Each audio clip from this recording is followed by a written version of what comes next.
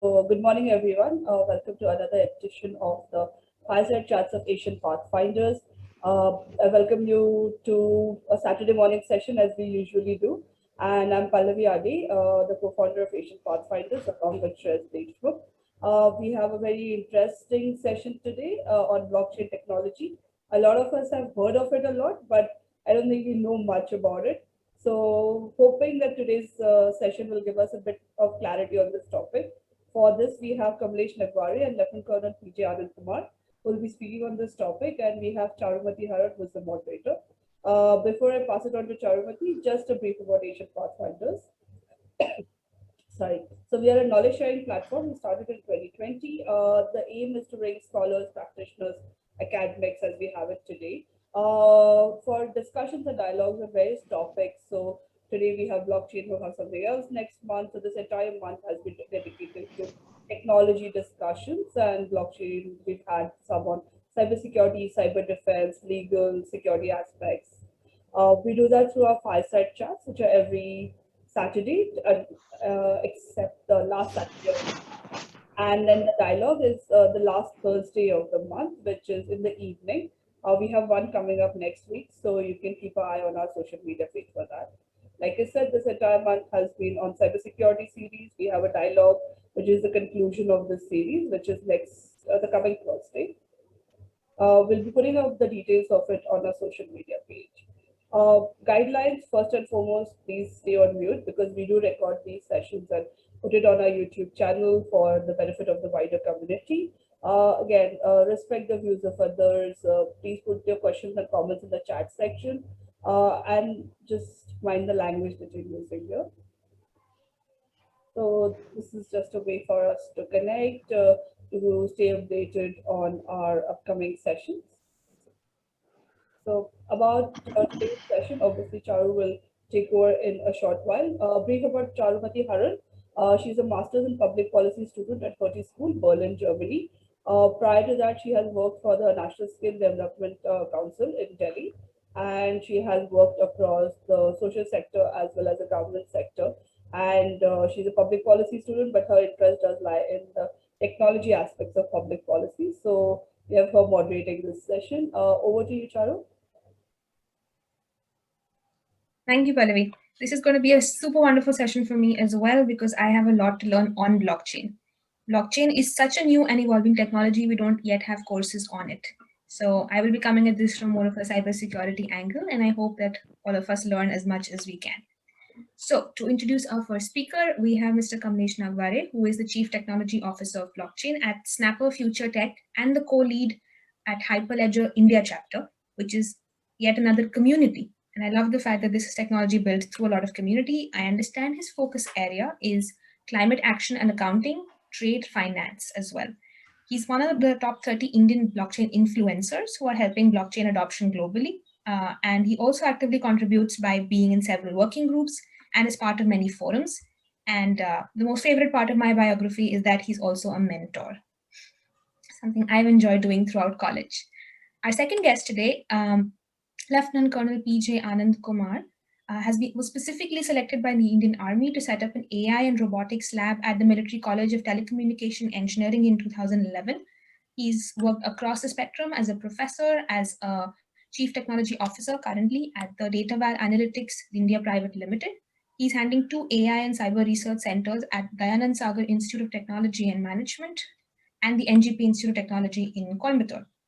And I understand he has quite a battery of qualifications. He is certified in GIS and remote sensing from HRS, ISRO, deep learning from NVIDIA. He's a network security specialist, a real-time cybersecurity specialist for critical infrastructure, enterprise infrastructure security, etc. I also understand he's just finished his PhD. So I've actually run out of qualifications to tell about him at this point. And I am very excited to have both of them tell us more about their fields of expertise. Mr. Kamlesh, we will start with you in a few minutes, but for those of our participants here, this emerging technology has 2 main features which will be relevant for our discussion today. One would be that it's set up in a distributed infrastructure. There is no central authority that manages or enforces commandments in the system.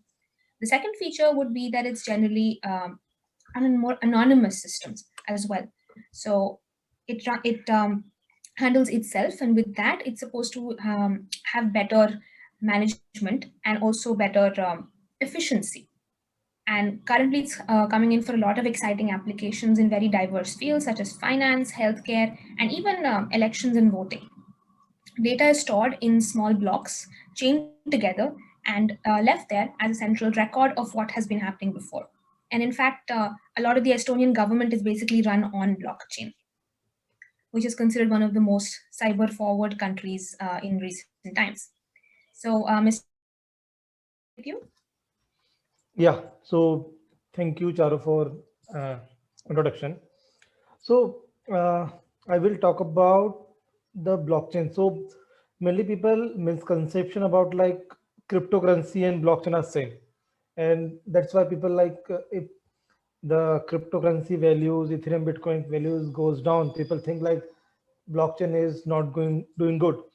So just the point, cryptocurrency is just the one application of blockchain, and there is a lot blockchain can do and doing in the enterprise level. So if you take any industry and where you see the trust and transparency is the main issue, you can apply blockchain, whether it's education, whether it's a trade finance, whether it's supply chain, and it could be anything. So and that's why to build this ecosystem, there are different ecosystem in the market or in the open source community. Like there is a Ethereum to build the solution and the platforms using the public blockchain. So public blockchain is kind of running an internet, and anybody can join the network and build something around it.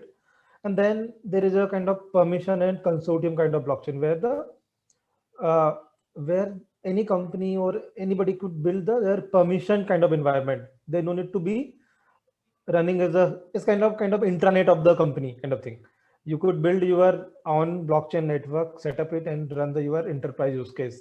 You don't need to be play with the cryptocurrency. You don't need to worry about the security because is everything is a kind of permission environment. And for that, there is a Hyperledger, one of the Linux Foundation projects. There are a couple of projects to provide the solution and the technology to build these use cases, whether where we don't need any kind of cryptocurrency, where the challenges, regulations come in the picture. You could build purely enterprise solution with this technology, and there are many in the market in the open source world, like there's R3 Coda, there is a Quorum, and there is a Hedera's graph. So technology is the same, where you are kind of uh, chaining a different transaction in a block, so and provide some kind of cryptography over it, so nobody can modify or delete the data. If you want to even modify something, you need to create a new transaction and add the data on top of that link. And and to achieve this, there are different kind of consensus mechanism, because when you are updating any distributed system, you need to be consensus, like what you are updating, what data, governance, and all this managed by the consensus algorithm. And and there are many things happening in the industry, like where you have a different choice of consensus mechanism to solve the particular use case, or maybe being more performance and stability. So just to end my last line, like there are a lot of things other than cryptocurrency in blockchain. So when you're talking about blockchain, there is more, not just the Bitcoin and Ethereum.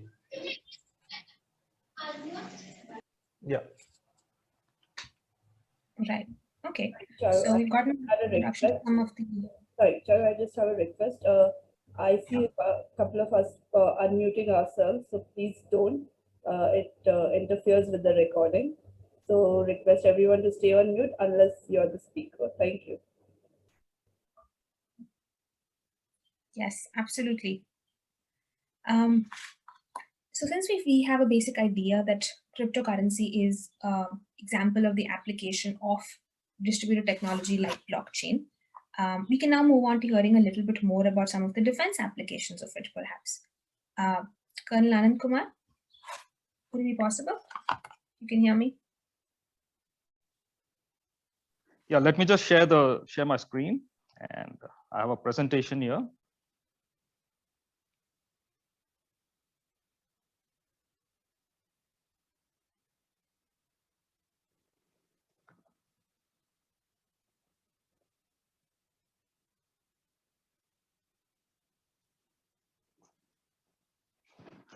Yeah, so basically, recently there's a convergence of blockchain, AI, IoT, and cyberspace, and so that's kind of a complex environment for people to really understand and utilize.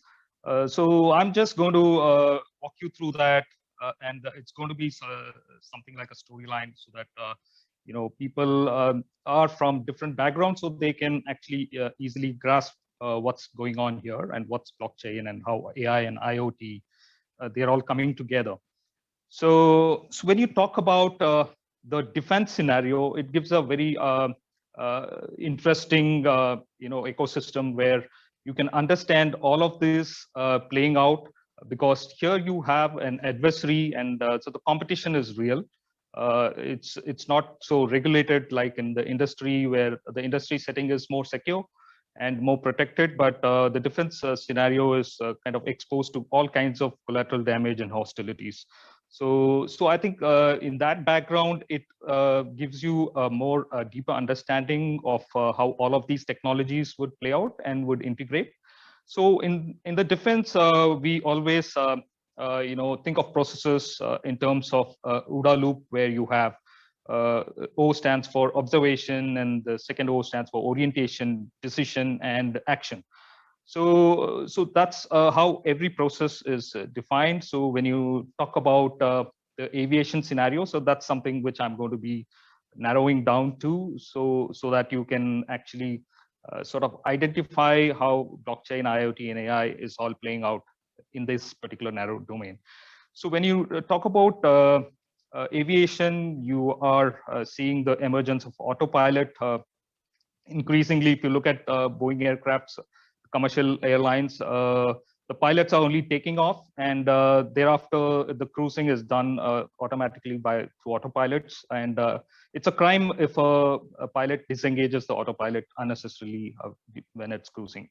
And again, pilot is taking over. But at times when there's bad weather, even the landing is done through autopilot.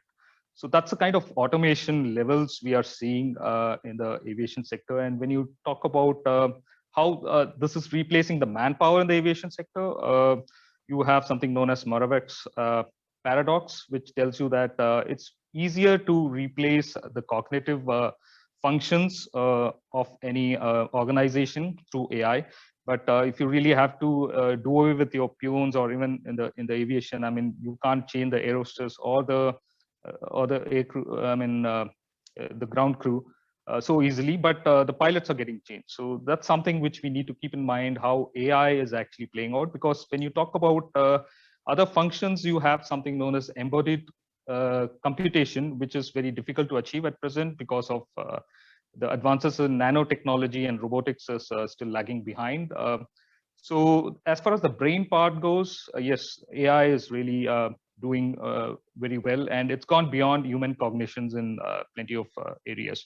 Like if you talk about genetics, if you talk about astronomy, it's humanly impossible for us to sift through all the data and come out with interesting insights. So when you look at what's happening inside a cockpit, so the OODA loop is within the platform. So you can say this is a platform-based this thing, OODA loop. So now here you have the pilots talking to the different sensors in the aircraft. So they're getting inputs from there, and then they have to respond. So the pilots are basically there during the cruise to handle exceptions. And while taking off and landing, that's when the exceptions are really high. And that's why pilots are actually doing that. But those features also can be done by autopilot or AI. So there are ethical questions, and the fear is always real. So pilots are still operating. So even when you have the pilot and the co-pilots, and you have the navigator or the engineer in the cockpit, they all try to achieve some kind of consensus whenever they want to read out an instrument or operate the aircraft. So when you look at what happened in the past decades in Korean airlines, most of them were being operated by Army aviation personnel, and they had a very strict aristocratic routine. So basically, whatever the captain says was the final word, and the co-pilot never used to really contradict him. And most of the air crashes in Korean Airlines resulted because of this. So basically, what we have to ensure is an environment where every person is able to express his opinion, and there could be dissent, there could be contradictions. So these need to be resolved, and so that actually does away with single point failures. Like if you just have the captain calling the shots, there could be a single point failure, and that's exactly what blockchain is trying to solve when we talk about servers actually giving you services and really telling you what's going on with your data. So you need to have different nodes looking at these data points and actually coming up with some consensus protocol. So basically, an environment where there is mutual suspicion within the group is quite is the need of the hour. I mean, it's basically the same as when you talk about AI or intelligence. You've got to have the critical thinking loop functioning. You've got to have the scientific method functioning, and that actually calls in for questioning. But when you look at the political scenarios, I mean, it can't be that the government is in a way trying to be too authoritative, and the opposition is always trying to pull out unnecessary issues. So that's something.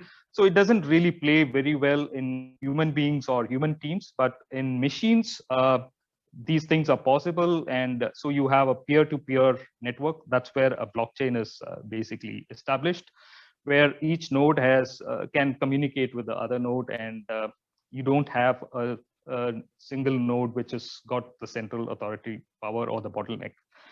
So when you look at machines operating, coming into the scene, and networking, there is machine-to-machine communication is already gone beyond human communications. And in a defense scenario, all these nodes, you have the sensor grid, the command and grid, and the shooter grid, all interacting with each other. There are various nodes coming into the grids, the various nodes going out from the battle space. And so you really have a mobile ad hoc network, which actually, I mean, it's a very dynamic scenario and a very complex scenario, where you can have things like butterfly effect. A small problem, a single node which comes in with a malicious intent can really play havoc with the information flow within this net-centric group. So you need some means of collective sensing, some means of consensus developing, and that is where blockchain can play a very important role, and that's what blockchain was meant to do. So in this kind of scenario, I mean, when you want to establish blockchain, you need spectrum dominance, because networking is one of the things. I mean, you require infrastructure, you require consensus developing protocols. So these are some of the necessities. And when you look at the spectrum, it gets degraded by electronic warfare, or the information gets degraded because of cyber warfare. And so you need to, what that essentially means is all the data is kind of incomplete. The nodes come on and come off, go off. So you need a mechanism where your information, the consensus development is still robust, whether a particular node is within the consensus group or not. And when you look at the operational centers, you can think about it in the civil domain as exchanges, where all this is being controlled or monitored in a way. So these places are also vulnerable for cyber attacks. And so this is where you need information which is validated. And also at the edge, when a pilot is in the cockpit, he needs to understand where the radars are placed, where the SAM missiles are, and to avoid them, how to get us targets which are beyond his visual range. Kind of an information protocol where it is signed by trusted parties, which comes to him, and he can rely upon them. And it becomes even more interesting when you throw the pilot out of the cockpit and make the aircraft more autonomous. And that's a necessity because it reduces all the complexity of hacking. So if you don't have a communication link. It's difficult to hack into the system. So it has to be absolutely autonomous. It only communicates when it is in a trusted environment within your own forces. So if it goes into hostile territory, it switches off the communication and operates a completely autonomous, completes a mission and comes back. So you have various advantages of keeping the pilot out and using autonomous drone in this scenario. So when you look at consensus development, that's where the blockchain heart is. How do you actually, conduct that? When you look at how these things used to happen in the olden days, you had pirates and you had pressure maps, and a very naive method was to just tear off the pieces. Create pieces out of it and share it among the pirates, and they would say, okay, only when all of us come together, we can go and open the reach the treasure and enjoy that. And that's a very naive method. But right now, when you have network centric scenarios, you require more decentralized and more complex mechanisms. So you have something like the proof of work or proof of stake, which actually establishes a particular fact through consensus algorithms. And if you want to take a deep dive, I'll just take a few more minutes to actually get you through the process of what's going on inside a blockchain. So you essentially you use cryptography. On simple messages, and so you can encrypt them. But here you are encrypting them in a way where it uses hash, and it uses hash trees called Merkle trees. And so it uses SHA cryptographic hash, and the signatures are done by elliptical curved digital signature, right? Algorithms. So all the messages are essentially encrypted, and they're passed on from one block to the other. So within a block, you can have all the transactions, and these are the messages, and these are encrypted, and the hash is passed on to the next block. So you will have inside a block, you will have the previous hash, you will have the present hash, which has been created out of all the transactions which takes place. So one point to note is within the block, you can have plenty of transactions. It's not only between, there are plenty of entities which are doing the transactions. So all of them can be clubbed together in a block and can be hashed, and they are stored there, and they're passed on to the next block. So there is a time stamping which takes place, and there's a nonce, which is basically what the miners discover. So when you have the hash, how do you actually convert it into a particular standard? So there are standards like the first 8 digits has to be 0 and things like that. So if you use what kind of random numbers can be added to the hash so that you get this kind of a standard. So that is something what the miners are actually trying to achieve. So there are plenty trying to for a single block, and whoever is successful relays this out, and then that becomes the nonce there, and then the entire hash passes on to the next block. So this is something which you can go on YouTube and try to become more familiar with. So this is how exactly the transactions are sort of encrypted in blockchain. So you have and the entire blocks, they are actually present in a peer-to-peer network. That means you have computers or servers connected to each other, and they are connected with each other, and they do basically they do the hashing and things like that, right? And create the blockchain. So this becomes even more interesting when you have swarm robots in the scene. So if you have swarms, they have very peculiar characteristics. They have something known as stigmergy. They are self-organized. You can have swarming. So stigmergy is something when you have swarms and then you have a particular task, the task can be completed by the swarm by themselves. So it's not explicitly programmed to do a particular thing. The tasks emerge, and the swarms have very simple, smaller programs, which collectively becomes very complex. So it's something like a butterfly effect and a chaos theory which comes into play, when there is a particular kind of initiation, the swarm can respond to it, and a particular kind of actuation emerges out. Complexity comes out of simplicity. So that's Stigmergy. It's self-organizing because every new kind of emergence of challenges or threats can be mitigated by the swarms by themselves. Swarming, it's got numerous entities actually attacking one particular target.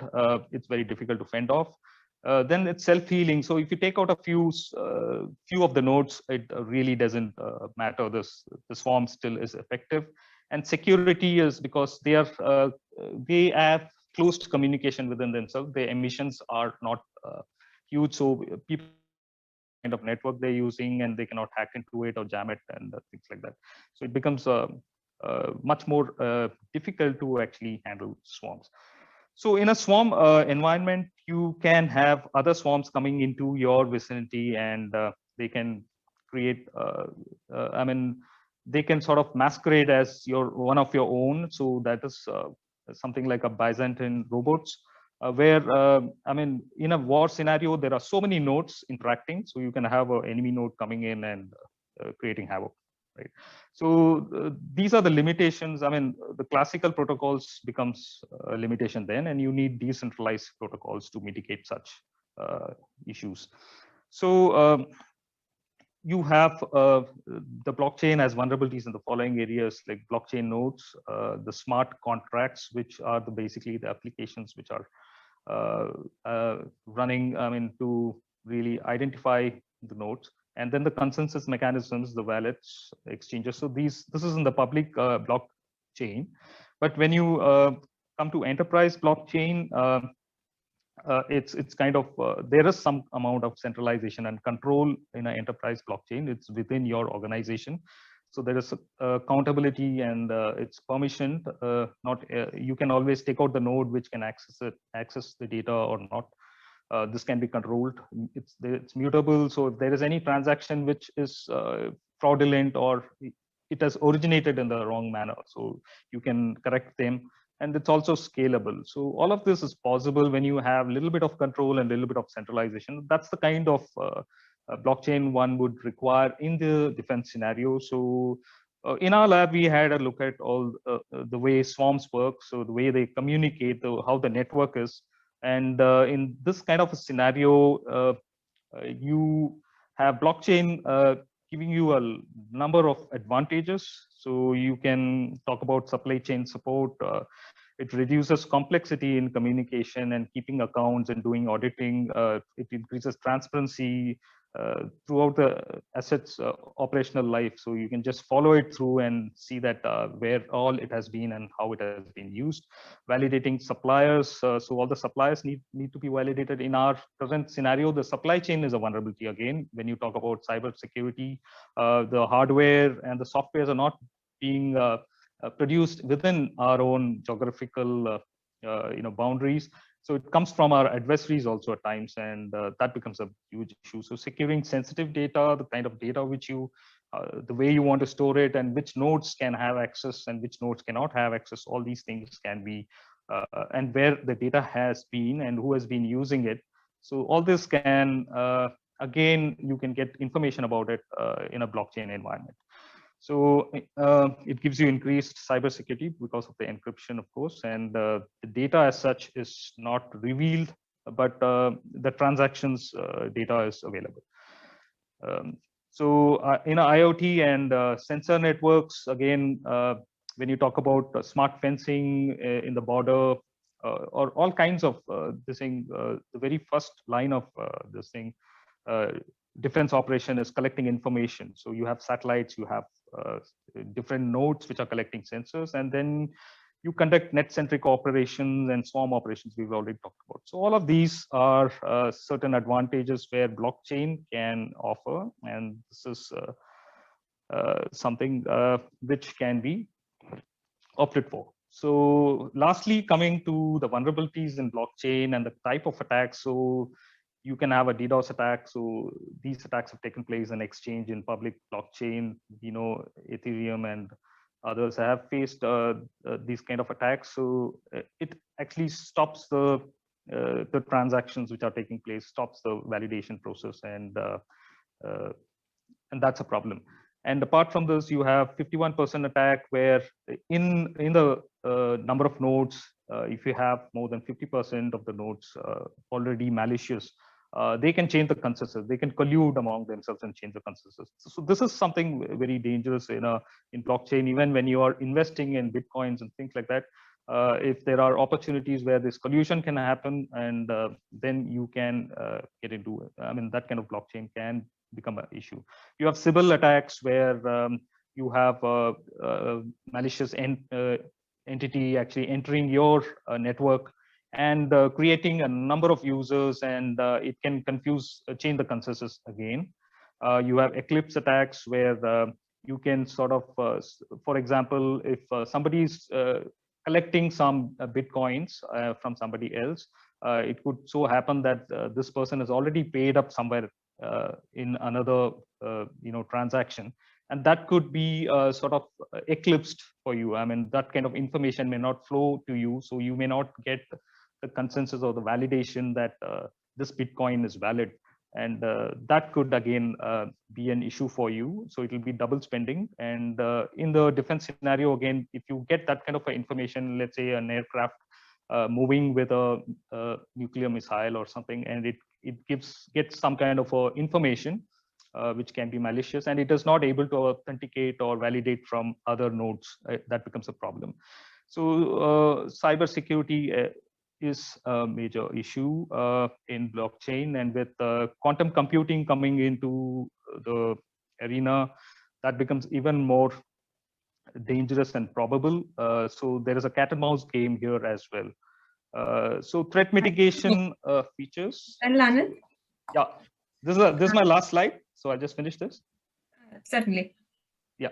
So you can have various algorithms like Byzantine fault tolerance algorithm, decentralized protocols, AI-enabled smart contracts, AI-enabled consensus protocols, bio-inspired cross-regulation models, and endogenous fault detection, which is fault detection within the robot, and exogenous fault detection in the environment. So all of these methods can be used to mitigate these threats. So with that, I'll just stop here, and we can go back to our discussions. Yeah. Thank you, Charles. Sorry for taking the time. Yeah. No, thank you for the detailed explanation. It's just that when I heard quantum computing, I was concerned, that we would lose all sense of time and space right here. Yeah. But that was a very comprehensive presentation on so many applications, just as we were hoping. I'm going to move the discussion like a step back, however, just for now. And a very interesting example I came across in my research, which was trying to explain blockchain, was comparing it to Google Docs. It basically said it's like a public record where any changes that are made are recorded every time, and it's as transparent as can be. So given that clarification, Kamlesh, it would be great if you could tell us a bit more about why blockchain is so popular. I mean, right now I know there's a bit more questioning because all of AI and ethics and technologies are having a backlash, but blockchain emerged on the scene as this very, very popular, exciting tool. What made it so popular when it started out?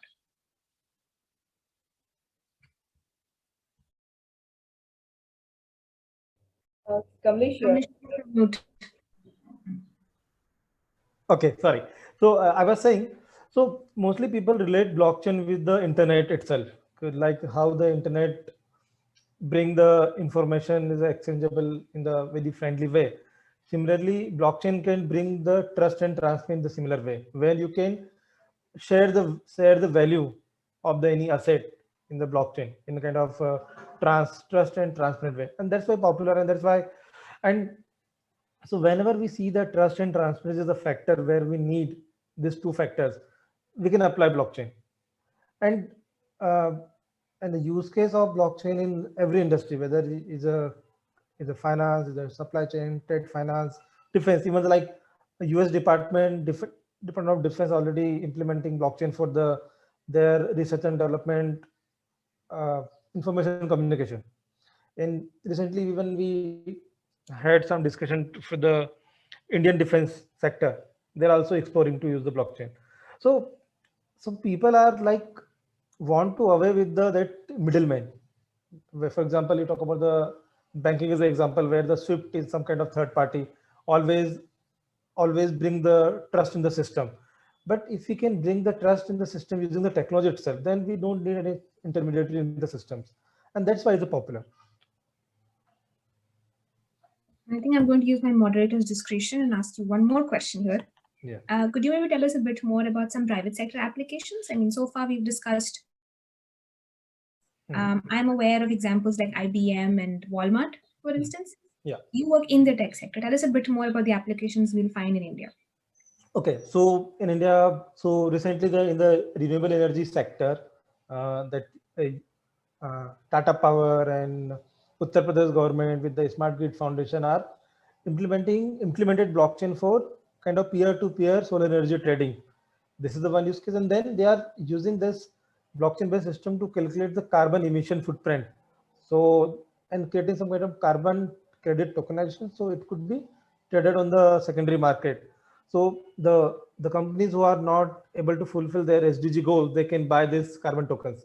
So this is one use case in the renewable energy. Then healthcare is one there, and supply chain is very popular because supply chain very complex. Whether it's a food supply chain, whether it's general manufacturing supply chain, we have a complete inbound supply chain where people want to track the like suppose in the batteries we use the cobalt. So from where this cobalt is mined and what is the different stakeholder in the supply chain. So all these applications are being implemented like NPCI. They are implementing blockchain for the Vajra platform. There they want to do the blockchain for the UPI payments and other. And I think recently, maybe yesterday, news like 15 banks created the consortium to do the letter of credit kind of trade finance in the blockchain-based system, and they are in Indian companies and Indian banks. So there are many.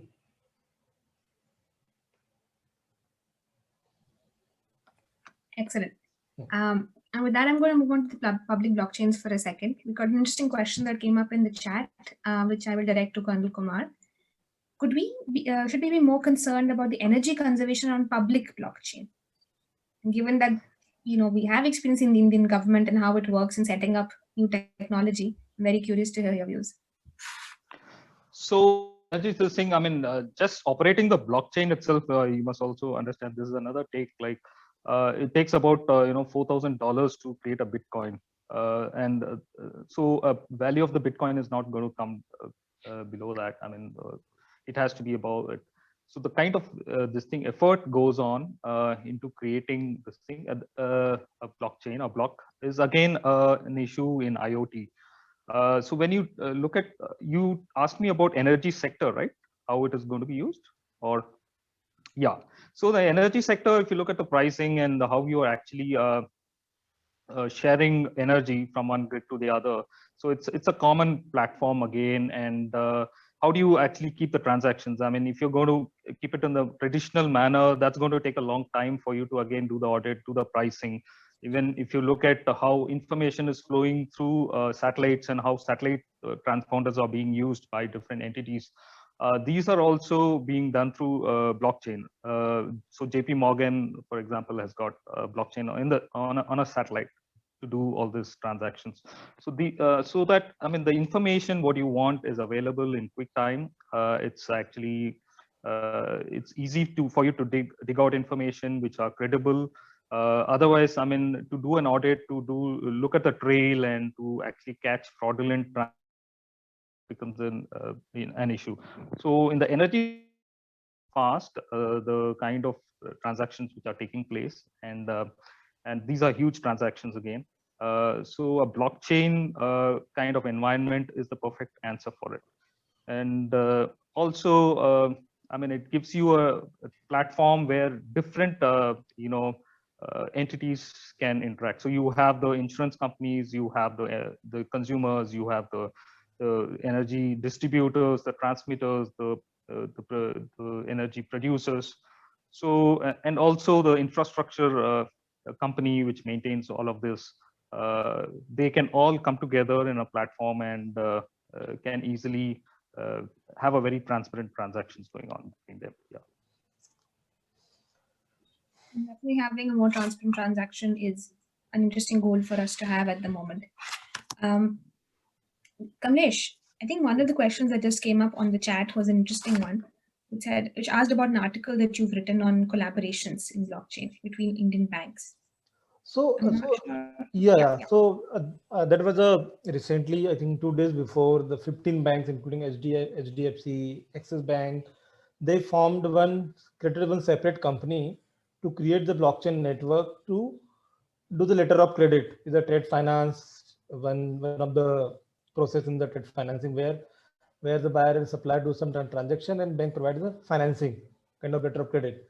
So to bring the domestic LCs letter of credit on the blockchain, 15 banks created one consortium and created separate companies, and around $10 million is invested by these 15 banks, and they are going to create this trade finance blockchain system to financing on Indian domestic LCs. So this is all about, and they are going to use so currently they are using the R3 code as one of the enterprise blockchain platform, but they are also migrating to the Hyperledger Fabric, which is the Linux Foundation's permission blockchain. And I think there are a couple of questions. So is she able to conduct election? So there is a Nandini asked about the conduct election on blockchain.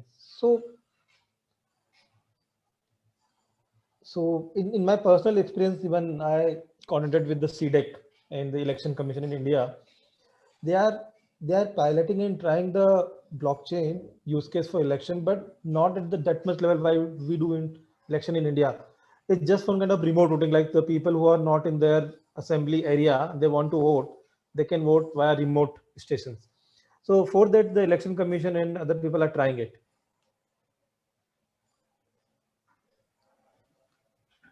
Okay. And since we've already discussed about the elections, perhaps you can bring in Colonel Anand to discuss whether scalability is a challenge in general. Yeah. I think a lot of the questions that are coming up are about whether we can scale this up and have a more wider application of blockchain technology. Yeah, certainly. I mean, so as I said, the energy requirement for creating the blocks are huge. So those protocols are being optimized currently, and IoT is coming into the scene where it actually produces a lot of constraints and forcing people to research and come up with better algorithms so that it can be more energy efficient and it can be more scalable. So with 5G coming into the foray and with peer-to-peer network possible in 5G, and you're going to have a huge sensor network, which is again mushrooming. There's going to be a lot of data flow, and definitely blockchain is going to find its sweet spot there. Because as the scale goes up, probably establishing a blockchain would be a better idea to reduce your complexities rather than doing all the investigations in the traditional manner and having a database which is in a traditional sense. So in that sense, the scalability will definitely improve. And if you talk about politics, and when we talk about democracy and elections, there I would like to add that even for a localized decision making, right? If you want a park or you want a hospital in your community, these kind of things can be, the consensus can be developed through blockchain. You can have better visibility of what the people really want. But the other side, the government can also drive in blockchain to collect information. So this can improve our national security, can improve better visibility of what's going on in the community, and to improve the governance. So I think the scalability is really going to come with 5G and with the global standards which are going to be set. And as blockchain becomes more prominent, so you have bitcoins, BitNations, you can get birth certificates and other things through. So slowly you see emergence of machines taking over governance roles, and that is going to be much more unbiased. I mean, it will be more stable and more intelligent in that sense. Yeah. Certainly. That's interesting perspective for me since I am a public policy student. Perhaps we'll have to go into engineering training rather than political science. That said, definitely one of the most exciting areas where I think this is happening is in finance, if you'll excuse me. So I'm going to direct to Kamlesh a couple of quick rapid fire questions on what's happening in finance. One is, what would be the difference between mining crypto versus investing in exchanges? And the second one, if you could take two questions, is when CBDCs are introduced, what will be the difference between that and online banking? Okay, I think that CBDC one is interesting, and about the mining and crypto on exchange. So mining is just kind of, you are having a miner node on the blockchain, and whenever the new transaction come in the picture, you just mine and do some kind of math calculation and approve that transaction, and you will get some kind of reward. This is mining. And trading is just, you have some kind of cryptocurrency, you are selling it on the exchanges, like we do share trading on the our exchanges. And CBDC, so CBDC, there are two kind of CBDC mainly. One is a retail CBDC, where the general, we can even relate with the normal our online banking. Another thing is wholesale CBDC. So if I talk about the in India perspective, so retail CBDC, I think we don't need it, because already our UPI payments and our Google Pay and everything is perfected, where you can do very with less cost all the transaction. But wholesale CBDC is very important role to play, because currently, like central banks print some kind of currency that is circulated, operating banks, operating ATM, and it's lots more cost. So directly distributing currencies using some kind of decentralized system is a good way. Another thing, maybe, for example, like government generally put some kind of subsidy or some kind of regular, like this particular fund should be used, this particular initiative. So currently with the, in general, fiat currency is not possible, but adding the smart contract on the blockchain CBDC itself, then you can put some kind of limitation to use, like this currency could be used for what purpose. But this is a future, but not possible and not relevant at this moment. But already governments are initiated. India is far behind, but talk about the China, they already implemented it. Australia is already product digital dollar. USA is working on. Bank of England already in the pilot POC phase. And in the RBI just announced, and they just want to explore how it could be possible. But there are other people say, like suppose Nandan Nilekani mentioned about, like we don't need because the retail CBDC, because we already have a very strong payment system, and we already have a kind of online payment system very sufficient compared to other countries. So, but wholesale CBDC is really important to bridge the gap. Okay.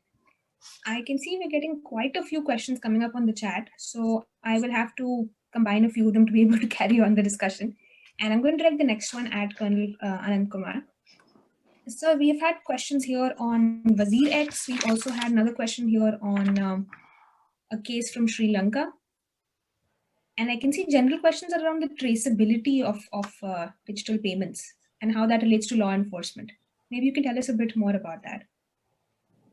Yeah, so basically, this area is quite interesting and quite evolving right now. So you have Ripple actually coming out with a very good algorithm, and probably Swift can maybe replaced by Ripple in the future.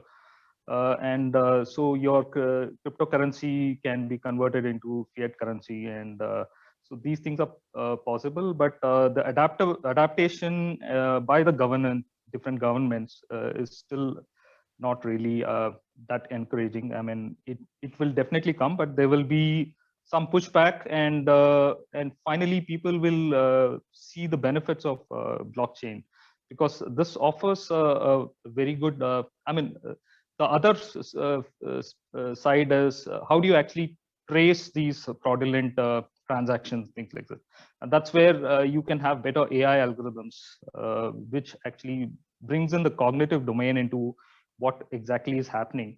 And here you can actually trace back the transactions, but what's going on within the transactions, those will have to be verified. So you will have to build in mechanisms of verification from the sender and the receiver. So you can look at the contracts which can be AI enabled there again, which will collect all these feedbacks and kind of bridge the, complete the loop in order to find out any fraudulent transactions. But essentially, like if you look at blockchain, it's domain agnostic, like AI. Whether it is healthcare, where it's getting very difficult for us to exchange information because of privacy issues, and so hospitals don't really share information. They have their own independent platforms. You have again the insurance, the vendors, and the government. All of them are in different platforms. So if they come together, probably we will be able to handle healthcare better. In the similar manner, we can handle our finances and economics in a better manner. Because this actually gives us a platform where you can have anonymity, and also you can check validity of the kind of transactions which are taking place. So to that extent, I think nations will have to come together and work on regulations. And there could be a hybrid kind of environment where there is centralization and regulations, and there is also enough freedom for people to operate and keep their privacy, safeguarded. Yeah. Absolutely. And since we're discussing new age security measures, that gives me room to go back to an earlier question that came up, which I think directed at you, Colonel Anand, about new generation consensus algorithms that we can foresee.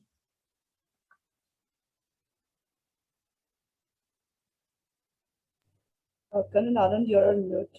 Sorry. Yeah, sorry. Yeah. So now you have different kinds of proof, right? So you have proof of work, which is an expensive algorithm. And then, so you can sort of develop much more informal methods of, creating this consensus when you have certain level of, what do you call, comfort within your network. So you can sort of increase the security levels of your network. So that is also happening with the quantum keys and, quantum computing coming into play.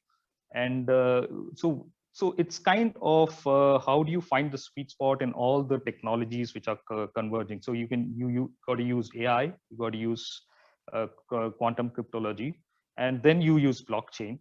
So within that sweet spot, you can sort of reduce the stringent requirement of this consensus protocols. In that case, you can reduce the complexity of computing these. And so that is how you can sort of embed all these into IoTs. Otherwise, it's going to be very expensive for them to incorporate that. Yeah.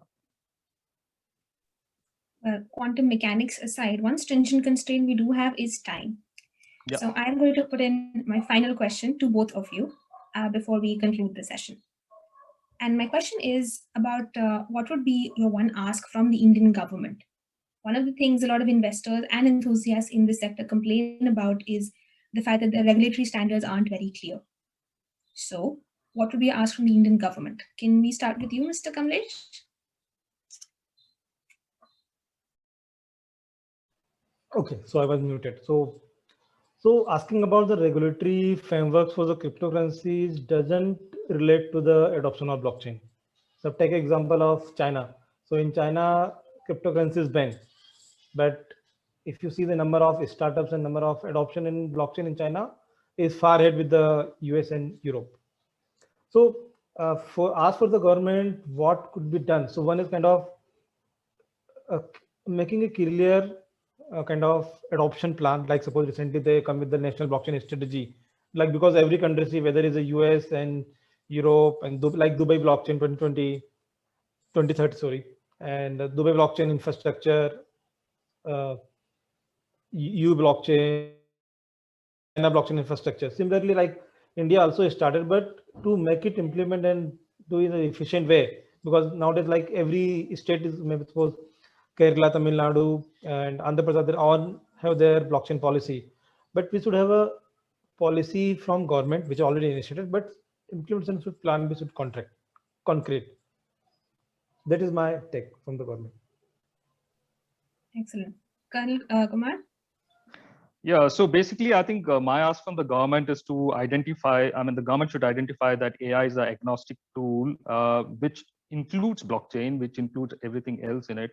And if you look at what happened in healthcare, a girl who was working in data science, who was nowhere related to healthcare or medicine, discovered that from actually scanning the iris, you can make out a person is having a cancer or not. So this was a revelation which was beyond the domain specialist. So basically, AI is breaching that area where the domain specialization is no longer a constraint for AI machines to discover the domain and operate within it. So you have machine learning and things like that. So basically, every part of our process is actually being taken over by the machines. And that leaves us free to experience our metaphysical world. The way humans are supposed to live. And the complexity of running with both technology and metaphysics both together in the human head is going to be very difficult. So eventually we will have to delegate all this to things like blockchain and things like AI and automation. And so that's something where we have to leave our previous traditional baggage, and we have to adopt it more competitively, because the way China and our adversaries are going up, it's going to be a very uphill task if we don't start right now. That's my ask from the government. So they need to adopt blockchain. They need to bring in the regulations and be at the forefront, so that we are better prepared 10 years from now. That's my take. Yeah. Absolutely. I think it's interesting that both of you referred to China for one thing. But there have been so many interesting comments here. I can see still more questions coming in, which have been messaged to me, which I apologize that I can't take up. I must now turn over my time to Pallavi to help us close the session. Thank you, Charu. So I think, like Charu said, very interesting discussion, both in the chat section as well as with the speakers. So thank you everyone for joining us today. A very, very, I would say, interesting discussion looking at the future. And I know Colonel Anand ended with metaphysical world, so I think that is a perfect way to end it, with machines and metaphysics and everything. So yeah, great session again. Thank you, Charu, for joining us again as a moderator. Thank you, Kamlesh and Colonel Anand, for sticking around and answering the questions, as well as, keeping it such an engaging discussion. And as we always say, keep an eye on our social media pages for our future sessions. So I wish everyone a great weekend. Take care. Yeah, thank you. Thank you. Nice to be here. Thank you, Charu. Yeah. Thank you, Pallavi. Thank you, everyone.